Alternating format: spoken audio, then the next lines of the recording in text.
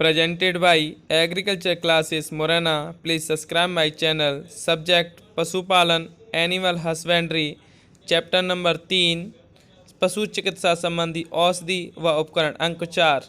आप सभी छात्र कल दोपहर 2 बजे मेरे YouTube चैनल पर ऑब्जेक्टिव प्रश्नों के लिए लाइव क्लास देखें। नमस्कार दोस्तों, मैं नरेंद्र सिंह एग्रीकल्चर क्लासेस मुरैना से आप सभी का एक बार फिर से स्वागत करता हूं। आज के इस वीडियो के माध्यम से मैं आपके लिए पशुपालन का तीसरा चैप्टर पशु चिकित्सा संबंधी औषधि व उपकरणों के बारे में आज मैं आपको जानकारी देने वाला हूं। यह चैप्टर 4 अंक का आता है और 4 अंक के इस प्रश्न के लिए मैं आपको आज कुछ प्रश्न यहाँ पे बताने वाला हूँ जो आपके एग्जामों में आएंगे, पक्के आएंगे, 100% आने ही हैं। ठीक है, तो आज मैं आपको चैप्टर नंबर 3 पशु चिकित्सा संबंधी औषधि व उपकरण, चैप्टर का नाम क्या है? पशु चिकित्सा संबंधी औषधि व उपकरण के बारे में मैं आपको बताने वाला हूं। और ये 4 नंबर का यहाँ से प्रश्न आता है। सब्जेक्ट हमारा पशुपालन।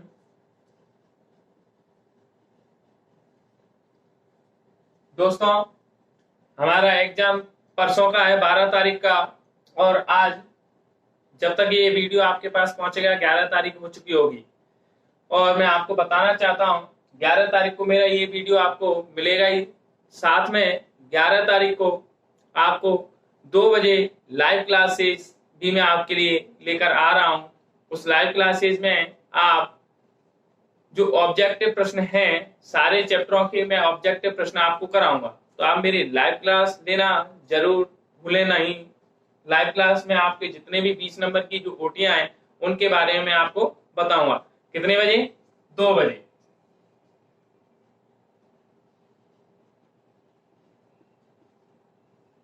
दो बजे आप मेरी लाइव क्लासेस YouTube पर ले सकते हैं।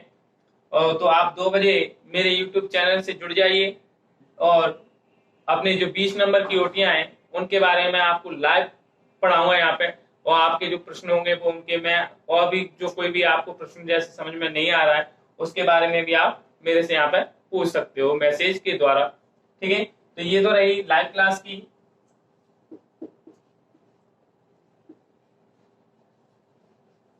लाइव क्लास है 2 बजे। ध्यान रखना है कल 11 तारीख में है।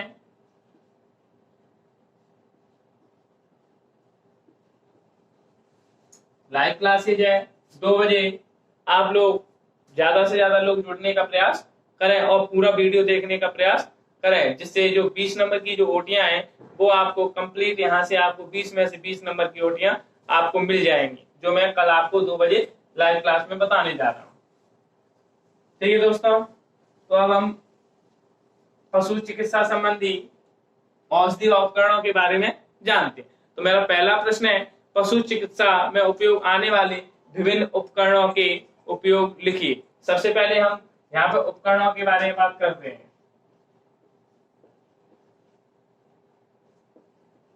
यही पशु के चिकित्सालय में जो उपकरण काम में आते हैं उनके बारे में हम देखते हैं। तो सबसे पहला उपकरण है हमारा धमनी चिमटी।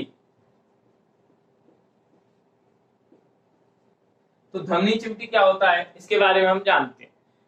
तो यह जो धमनी चिमटी है उसमें हमें क्या लिखना है? यह स्टील की बनी दांतेदार चिमटी होती है। कैसी होती है? यह स्टील की बनी दांतेदार चिमटी होती है जिसका प्रयोग हम ऑपरेशन के समय, यानी पशुओं का जब ऑपरेशन करते हैं और उसके जो नसों से क्या है रक्त बहता है, उस रक्त को रोकने के लिए हम क्या करते हैं?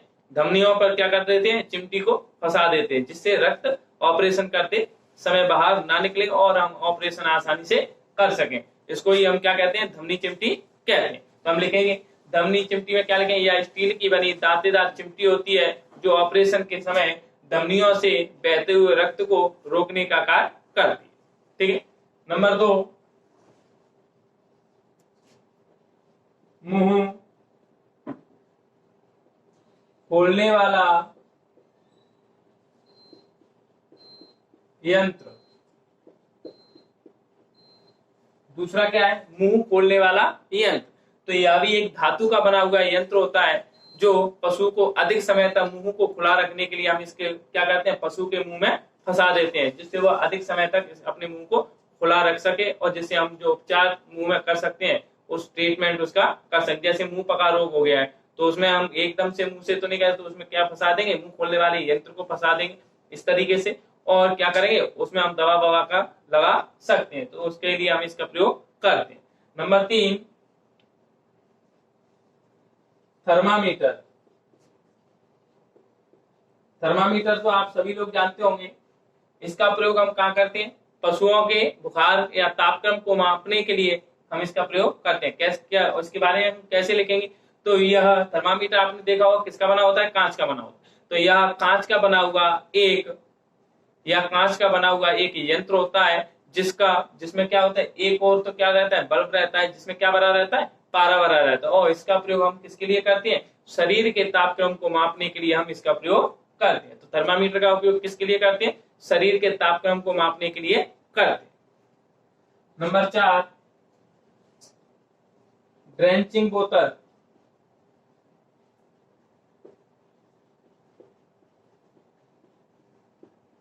तो ड्रेंचिंग बोतल क्या होता है, जो पशु है उनको हम क्या है, कोई तरल पदार्थ पिला रहे हैं, तो इसका प्रयोग हम पशुओं को तरल पदार्थ पिलाने या औषधि पिलाने में हम इसका प्रयोग करते हैं। तो ड्रेंचिंग बोतल का प्रयोग हम कहाँ करते हैं, पशुओं को औषधि पिलाने या तेल वगैरह देते हैं, तो जो लकड़ी का या तुम्हारा बोतल या कांच या प्लास्टिक की जैसी भी हो सकती है, उसका प्रयोग हम किसके लिए करते हैं, पशुओं को औषधियां पिलाने या तेल वगैरह पिलाने के लिए करते हैं। नंबर 5, बुलनोज पंच। बुलनोज पंच। बुलनोज पंच का मतलब होता है, बुल माने होता है बैल, नोज माने नाक, पंच माने पंचिंग कर देना। इसका प्रयोग हम का, यह भी क्या होता है, धातु का बना हुआ एक यंत्र होता है और इसका उपयोग हम बैल या भैंसा, जो बैल होते हैं या भैंसा होता है, उनकी नाक में क्या करते हैं, छिद्र करने के लिए, जिससे उसमें रस्सी डाल के उसको बांधा जा सके, इसके लिए हम इस बुलनोज पंच का उपयोग करते हैं। नंबर 6, खरल मूसली।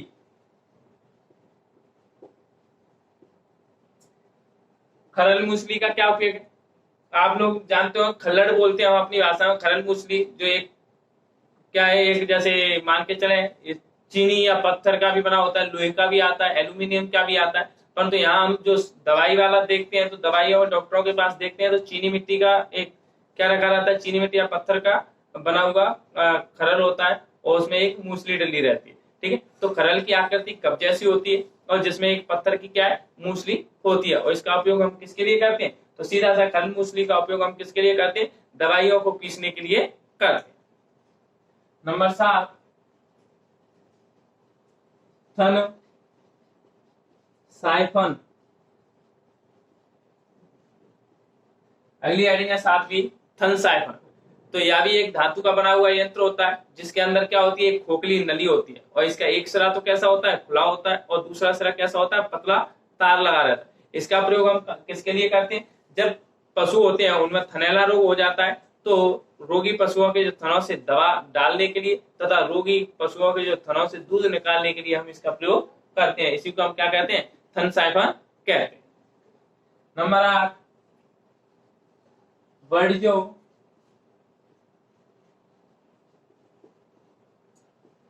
कास्ट्रेटर।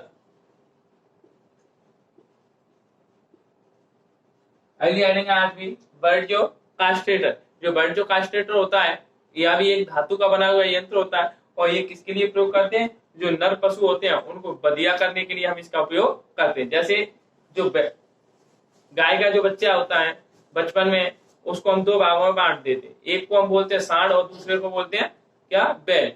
तो जो सांड होता है उसको हम क्या करते हैं, जो अंडाणु होते हैं उनको क्या करते हैं, एक मशीन के द्वारा हम क्या कर देते हैं, उनको दबा देते हैं, जिससे वो अंडाणु क्या हो जाते हैं, समाप्त हो जाते हैं, जिससे उसकी सारी शक्ति शरीर में आ जाती है। उसका प्रयोग हम खेती के लिए कर सकते हैं। तो इस विधि को हम क्या कहते हैं, बदियाकरण करना कहते हैं। और ये किसके द्वारा संभव है, बट जो कास्ट्रेटर एक धातु का यंत्र होता है उसके द्वारा ये हम करते हैं।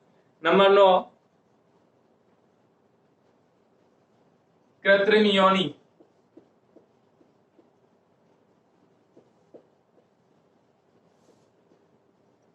अगली हेडिंग है कृत्रिम यौन। यार रबड़ या प्लास्टिक की बनी होती है, ये किसकी बनी होती है? जो कृत्रिम दो प्रकार सॉरी ये कृत्रिम योनि है वो रबड़ या प्लास्टिक की बनी होती है। जो मादा पशुओं की या तो हम जो मादा पशुओं को हम क्या करते हैं में होता है और इसे हम कृत्रिम योनि का उपयोग हम कहाँ करते हैं? जो नर पशु होते हैं उनसे वीर्य को एकत्रित करने के लिए हम इसका प्रयोग करते हैं। तो कृत्रिम योनि कैसी होती है? रबड़ या प्लास्टिक की बनी होती है। इसका प्रयोग हम नर पशुओं से वीर्य एकत्रित करने के लिए करते हैं। नंबर 10, यौन वीक्षण यंत्र। अगली हेडिंग है यौन वीक्षण यंत्र। तो ये यौन वीक्षण यंत्र होता है ये किसका बना होता है? स्टील का बना हुआ होता है। ये किसका बना हुआ होता है? स्टील का बना हुआ होता है। जो मादा पशुओं की योनि परीक्षण के लिए हम इसका उपयोग करते हैं। किसके लिए करते हैं? योनि के परीक्षण के लिए हम इसका उपयोग करते हैं। या उसका उपयोग हम योनि में जैसे हम किसी कृत्रिम विधि के द्वारा गाय या भैंस को गर्भित कराना है तो उस पर एक निश्चित जगह पर हम उचित स्थान पर वीर्य को पहुंचाने के लिए भी हम योनि वीक्षण यंत्र का ही उपयोग करते हैं। ठीक है। अगला है 11, ट्रोकर और कैनुला।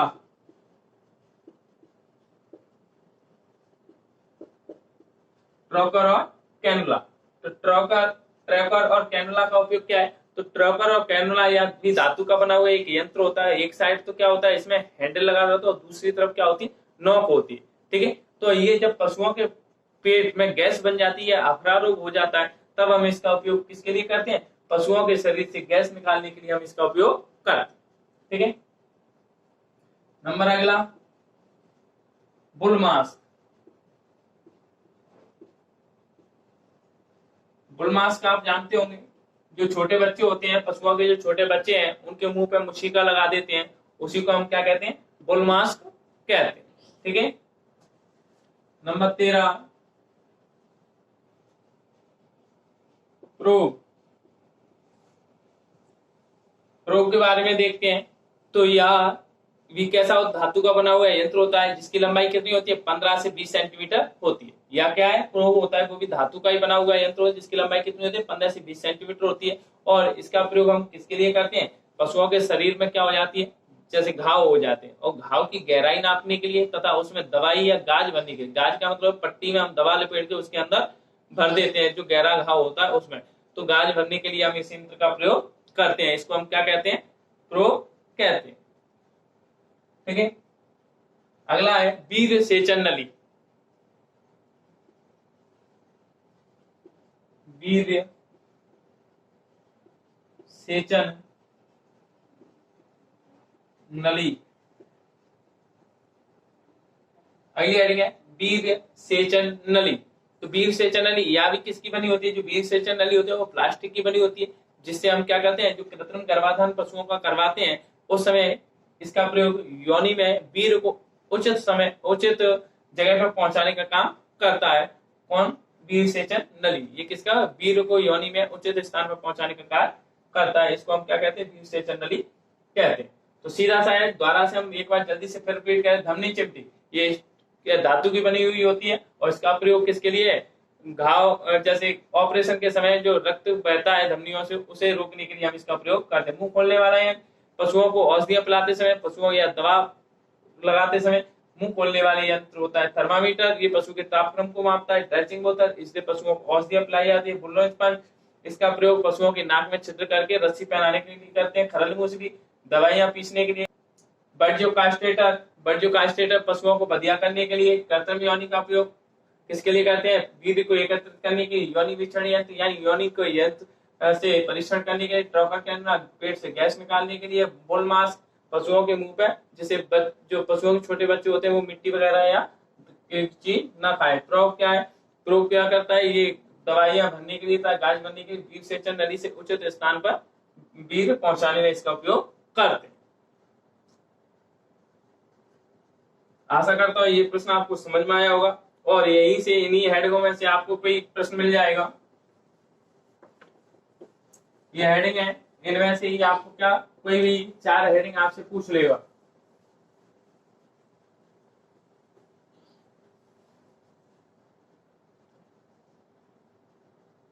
इसके बाद अगला प्रश्न है मेरा, पशु चिकित्सा में उपयोग में आने वाली औषधियों के नाम।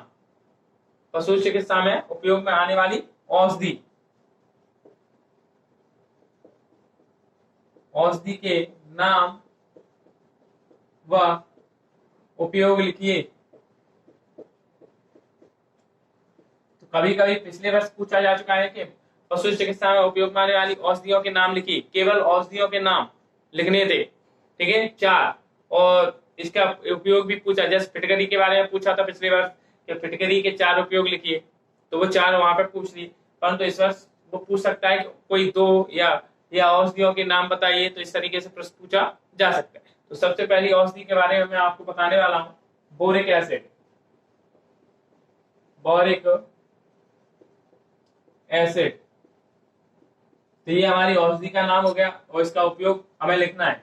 तो उपयोग क्या होता है, जो बोरिक एसिड होता है उसका उपयोग क्या है, तो घाव को सुखाने के लिए, पाउडर तथा घोल के रूप में घाव को धोने के लिए हम इसका उपयोग करते हैं। क्या करते हैं बोरिक एसिड का उपयोग, पहला उपयोग क्या है, घाव को सुखाने के लिए इसके पाउडर का प्रयोग करते हैं, तथा जो घोल के रूप में हम क्या करते हैं, इसकी सफाई करने के लिए हम इसका उपयोग करते हैं।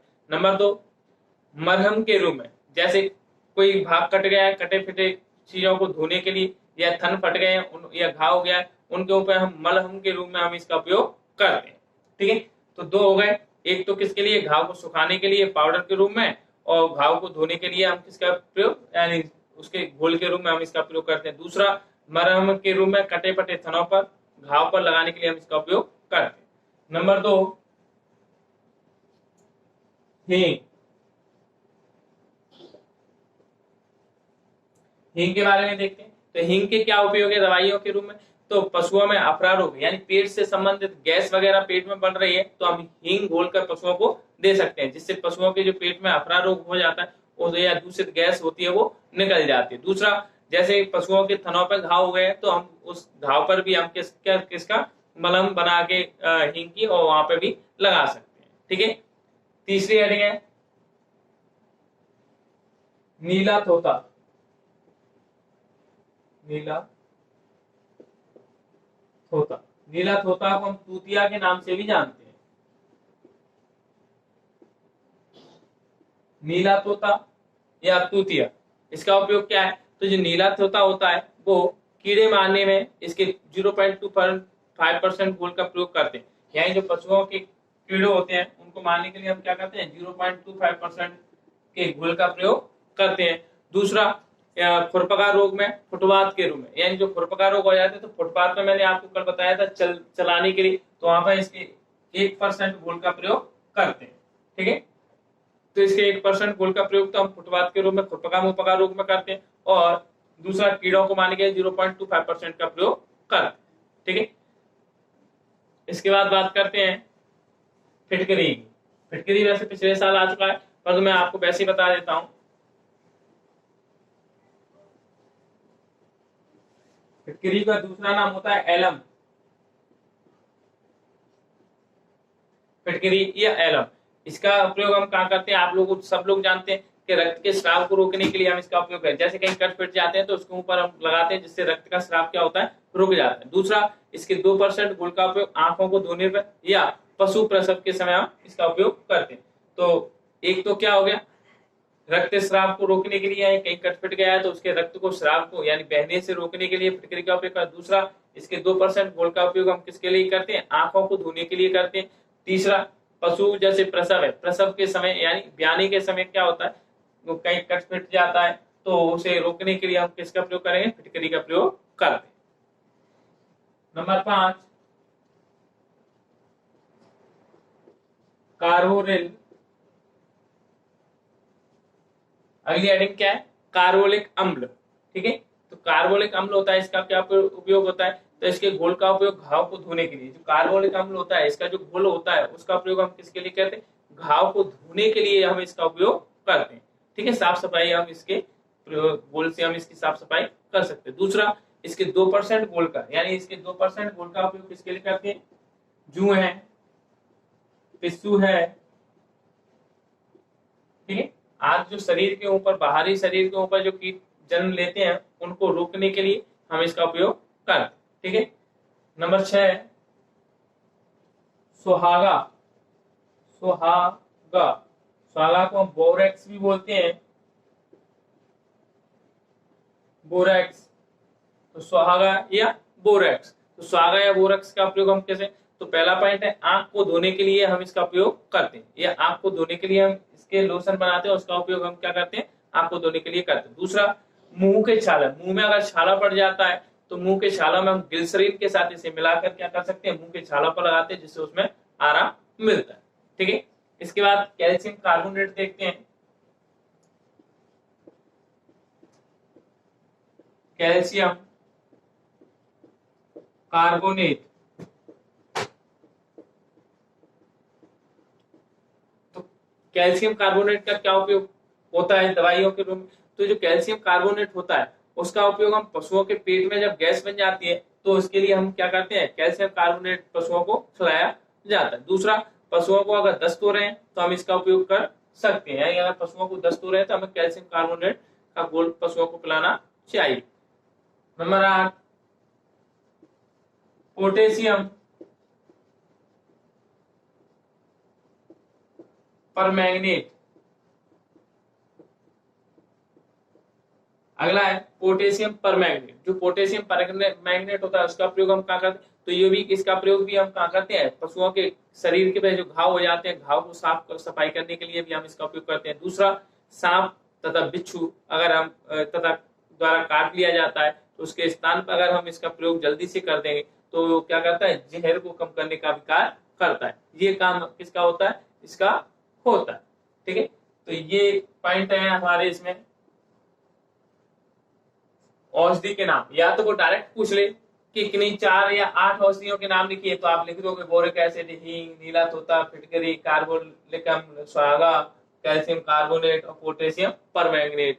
तो ये क्या हो गए? नाम हो गए। अगर वो उनके उपयोग पूछता है कि भाई बोरिक एसिड और हींग के 2-2 उपयोग लिखिए, या बोरिक एसिड, हींग, नीला तोता, फिटकरी के 1-1 उपयोग लिखिए, इस तरीके से वो आपसे प्रश्न पूछेगा, ठीक है। तो आशा करता हूँ ये प्रश्न आपको समझ में आया होगा। आपके पास लिखा हुआ वहां पे थोड़ा देख के आप पढ़ लेंगे।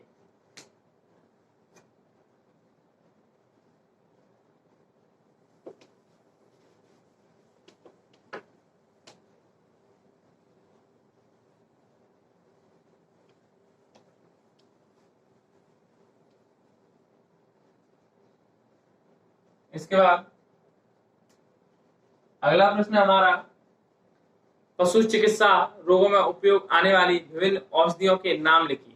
यानी जो पशु चिकित्सा में उपयोग आने वाली जो विभिन्न औषधियां हैं वो कौन कौन सी होती हैं, उनके हमें नाम बताने, और वो कौन कौन से काम करती है। यह डायरेक्ट प्रश्न पूछ लिया जाता है। इनकी जो हेडिंग है, जैसे जीवाणुनाशक है, पीड़ाहारी है, इनके से डायरेक्ट वो पूछ लिया जाता है।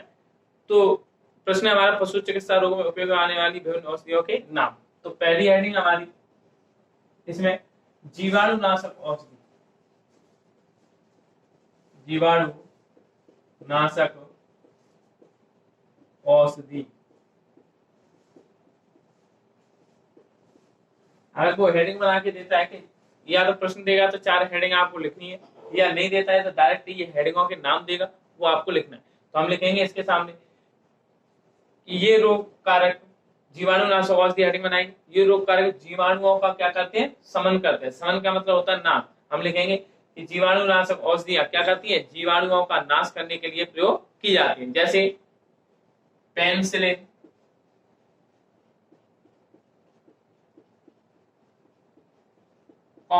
जेंटामाइसिन, जेंटामाइसिन, ये क्या है? औषधियां हैं, दवा है आदि। ये जीवाणुनाशक औषधि है जो जीवाणुओं का नाश करने वाली दवा है। और कौन कौन सी है? पेनिसिलिन और जेंटामाइसिन। ये कैसी है? जीवाणुओं का नाश करने वाली दवा है। दूसरी हेडिंग है पीड़ाहारी। पीड़ा का मतलब दर्द होता है और हारी का मतलब हरने वाला, यानी जो दर्द को हर ले। ये शरीर के विभिन्न अंगों के क्या करती है, शरीर के विभिन्न अंगों की पीड़ा को हरती है या दर्द को हरने का कार्य करती है। ये कौन कौन सी दवाएं, तो एक तो होती है इसमें पैरासीटामोल, पैरासीटामोल,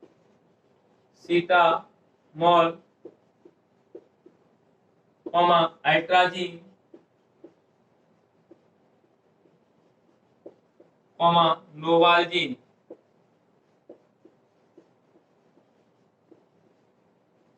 नोवाल्जीन आर, तो ये क्या करती है, पशुओं के जैसे दर्द है कहीं, तो वो क्या करती है, ये दवाएं क्या करेंगी, वो पशुओं के दर्द को या पीड़ा को हरने का कार्य करती है। पैरासीटामोल है, अल्ट्राजीन, नोवाल्जीन है, कपूर भी काम करता है यहाँ पे। ठीक है। नंबर 3,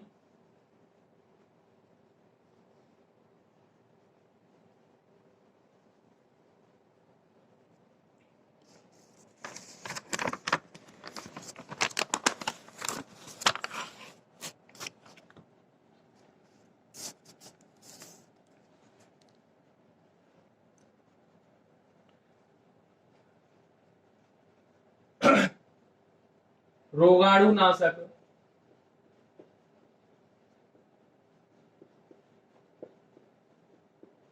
रोगाणुनाशक औषधि, तीसरी हेडिंग है रोगाणुनाशक औषधि। ये क्या करती है, ये रोगाणुओं को नष्ट करने का के लिए हम इन दवाओं का उपयोग करते हैं। जो रोगाणुनाशक दवाएं हैं वो रोगों को नष्ट करने या रोगाणु को नष्ट करने के लिए हम इसका उपयोग करते हैं। जैसे बोरिक एसिड है, बोरिक एसिड, आयोडीन,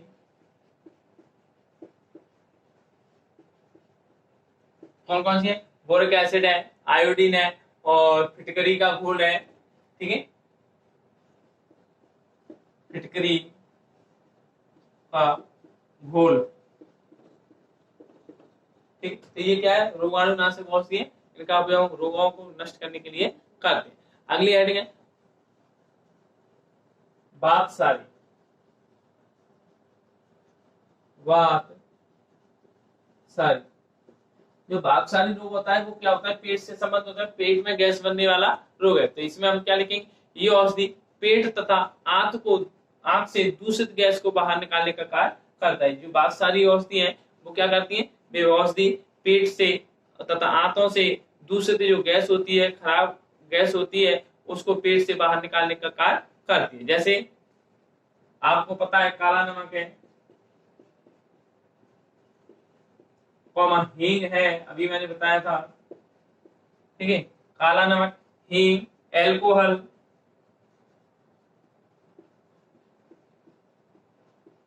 ठीक है, तो काला नमक है, हींग है, एल्कोहल है, दालचीनी है और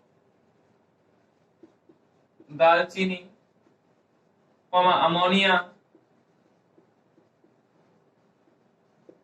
आदि, ये सभी क्या करती है, पेट से दूषित गैस को बाहर निकालने का कार्य करती है। ठीक है। नंबर 5, ज्वरनाशी। ज्वर का मतलब होता है बुखार और नाशी का मतलब नाश करने, यानी ऐसी दवा जो बुखार को क्या कर दे, नाश कर। तो ये दवाएं शरीर के तापमान को नियंत्रित करने का या कम करने का कार्य करती है। ये दवाएं क्या करती हैं, ज्वरनाशी दवा शरीर के तापक्रम को कम करने का कार्य करती है। जैसे कौन सी दवाएं, एक तो है एस्पिरिन, एक दवा कौन सी है, एस्पिरिन, और दूसरी दवा है हमारी बेलाडोना। बेलाडोना आर, ये दवाएं क्या करती है, बुखार को कम करने का कार्य करती है, यानी शरीर के टेम्परेचर को क्या करती है, कम करने का कार्य करती है। नंबर 6, परजीवहारी।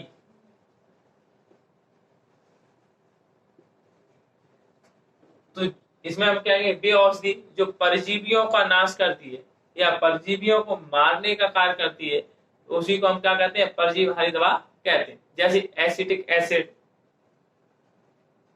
Acetic acid,